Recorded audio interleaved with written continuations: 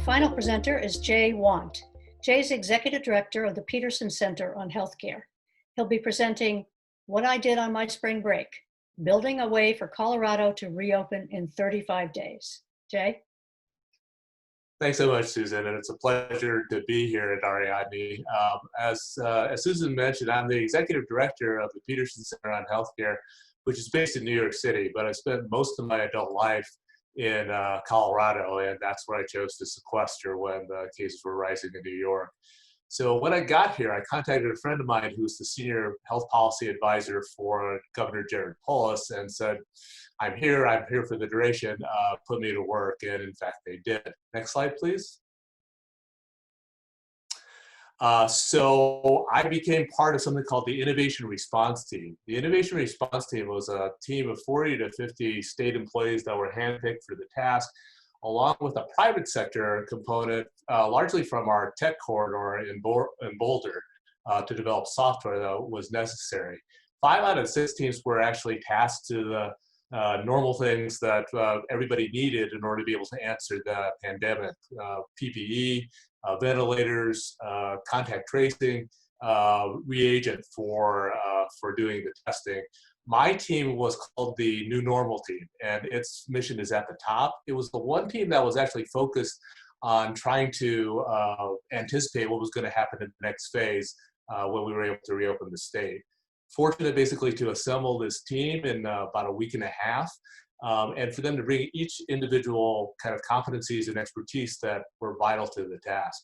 Russ Mckelvey is a lieutenant colonel in the Army National Guard here and is a military planner by trade. David Pedrino is a former chief of staff for the lieutenant governor here and knew state government inside and out. Jane Brock brought epidemiologic and optometric expertise, and Adam Siegel kept us all together by doing knowledge management. He's an algebra teacher in Oakland, California in his day job. Finally, Rob Hearn and the Learning and Analytics team were basically a full team from an international consultancy that was on loan to the state in order to be able to do some of the deep dive research that was necessary. Next slide.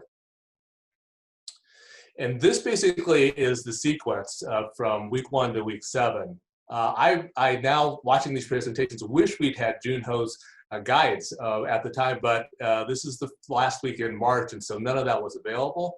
Our team actually did a lit review, coming up with 13 kind of countries and 2 states that were ahead of us at the time.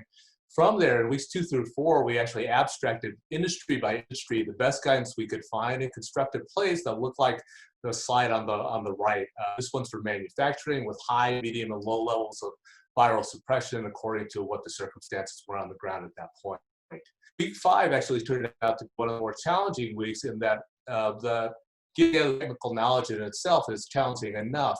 But this week was really dedicated to, through the policy team at the governor's office, bouncing up what we thought should happen with people who actually were going to have to implement that. So there was a rapid cycle adaptation with real feedback from the field on what was going to work and what would not.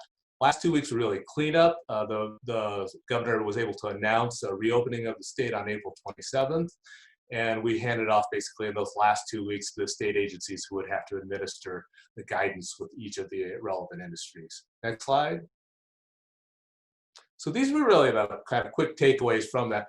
First of all, this was really not possible without all the competencies that each member of the team actually brought to this.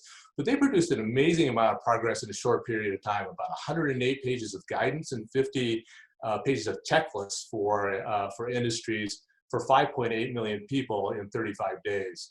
As you might imagine, this required rapid cycle processing, about 2 meetings a day as a whole group, and then smaller ones with each individual component. And then finally, the most surprising thing for me was that the technical part was not the most difficult part. It was actually the give and take that you had to engage in with people who were actually having to administer each of the sets of guidance that we produced. For anybody interested, you can follow the URL at the bottom of the slide, but I want to thank you for your attention and be happy to take any questions at this point.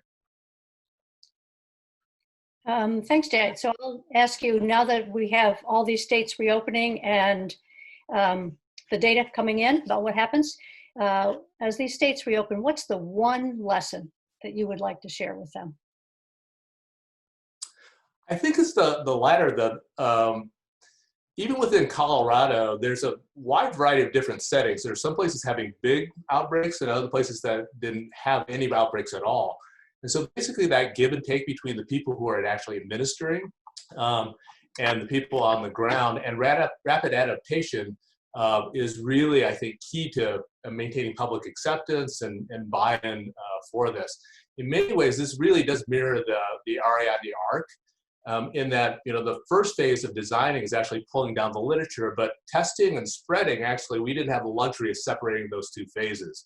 So this is the documents that we produce, I think, continue to be kind of a living document with each bit of information and data that we're able to subsequently gather. Great. Thank you, Jay.